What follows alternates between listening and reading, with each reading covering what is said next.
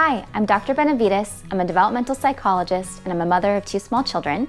And I was finding that there was a limited amount of information and resources for parents on evidence-based practices to support children's growth and development. So I thought I would put together a few short videos on different activities that you can do at home that are easy, affordable, and really support your child's growth. Today I'm sharing 3 sensory activities that you can do at home using common household items. Sensory activities are really wonderful because they support cognitive development, fine and gross motor skills development. They can help calm a child that may be overstimulated, and they also encourage creativity and exploration. So let's get started. So the first activity is water play. This can be done indoors or outdoors, in a pool, a kiddie pool, or the bathtub.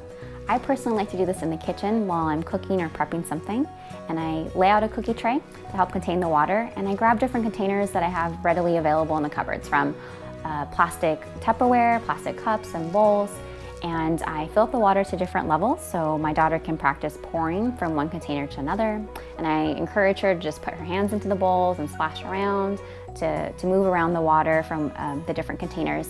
And it's a great way to engage them in something fun, gives good sensory input, and it's helpful if you're engaging in doing work in the kitchen at the same time as them.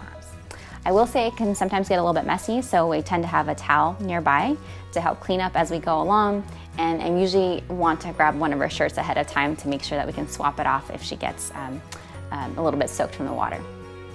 The second activity is doing a sensory bin with rice or beans. This is great if you have some that have already expired and want to make sure they don't go to waste. You can use different size bowls that you may have handy, but I prefer using a box or a bin with a lid so that way they're contained when they're not in use. And before you begin, it's really helpful if you lay out a blanket or a towel in advance, so that way anything that may fall out during the activity you can easily spot and pick up later on. And anytime that we're doing activities with small objects, it's really important that we're watching your child the whole time to make sure they don't, put a rice or a bean up their nose, their mouth, or their ears. And not only during the activity, but you also want to make sure that you're storing your bin in a safe place where they can't access it without your supervision. Here's a sensory bin that I use with my daughter. As you can see, it already has a lid on it.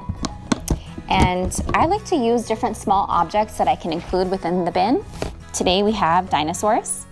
And it's great if you kind of bury them within the bean so they have to go searching for them, because then they're getting the input on their hands directly by looking for the object.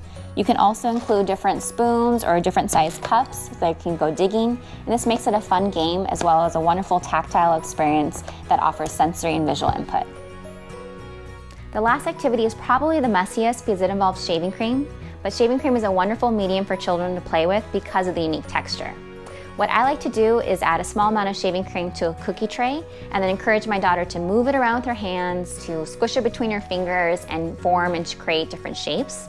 And if you want to modify the activity further, you can add food coloring, or if you really want your child to get messy and have fun, then you can take it to the bathtub without any water, and then they can not only play with the shaving cream on their hands and their forearms, they're able to feel the different textures on their legs and their feet as well. And shaving cream activities are really great because it promotes creativity, it helps with fine motor skill development, and it helps reduce tactile sensitivity. And this is when a child may be sensitive to different textures on their skin. Thanks for watching. If you're interested in new content, please remember to like and subscribe.